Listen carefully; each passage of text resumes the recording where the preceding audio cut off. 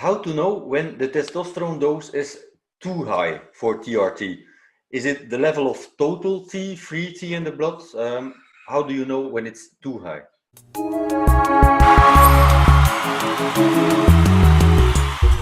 How do you know when it's too high? Good question. This also comes down to looking at SHBG and looking at the state of emotional distress or emotional health of the individual starting. We've had patients who started with a tremendous level of anxiety.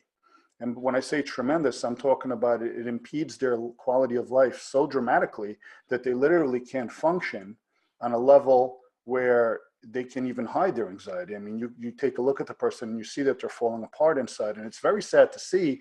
And we know that this therapy is going to help and change your life for the better.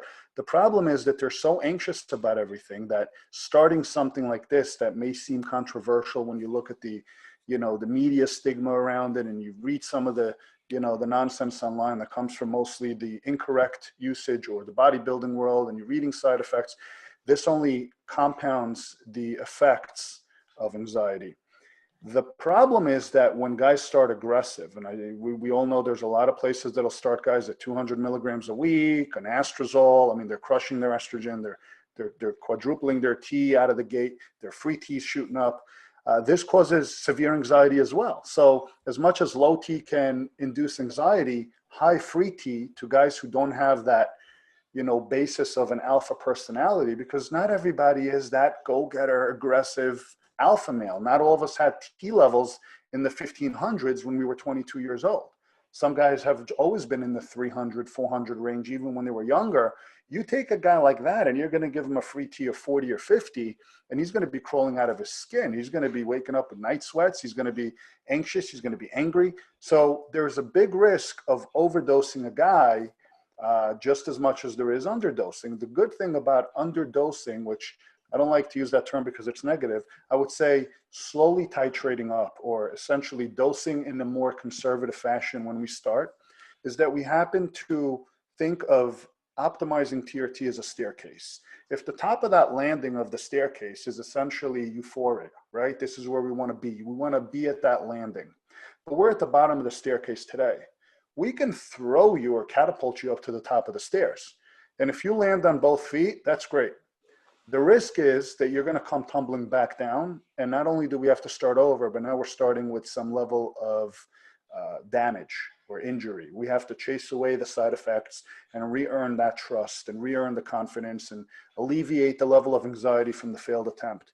I think it's a much safer approach to climb the stairway safely and efficiently, even if it takes a little longer to get to the top, because if we put one foot forward and come up and we feel okay, and we put another foot forward and we come to the next step and we feel okay, we're going to get to that top of the landing. And when we get there, we're going to be unscathed, we're going to be happy, and we're going to be able to hit that pause button and sit there for the rest of our life, presumably with some guidance, and not ever run the risk of crashing back down because we started too aggressively. So often guys will come in and they'll say, well, why are we starting on this dose and why are we doing this? And the answer is, we'll see you in a couple of weeks anyway. We'll have a follow-up. And that's our opportunity to see how you respond to the medication, both on paper as well as your subjective assessment of how you feel.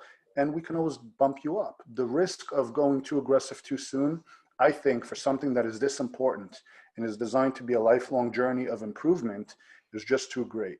So I'm always a fan of minimal effective dosing and medications, finding symptom resolution, and then again, you always have an opportunity to improve. Is there a certain level of free testosterone in the blood that most guys feel good on? Yeah, there is. And again, this is purely anecdotal because, as we know, numbers are simply there to keep you honest and make sure that you're not causing damage in the long term. The last thing we want to do is, knock 10 years off the back end for quality today. If we can give you a quality of life and extend your life, or at the very least not shorten it, then we're winning.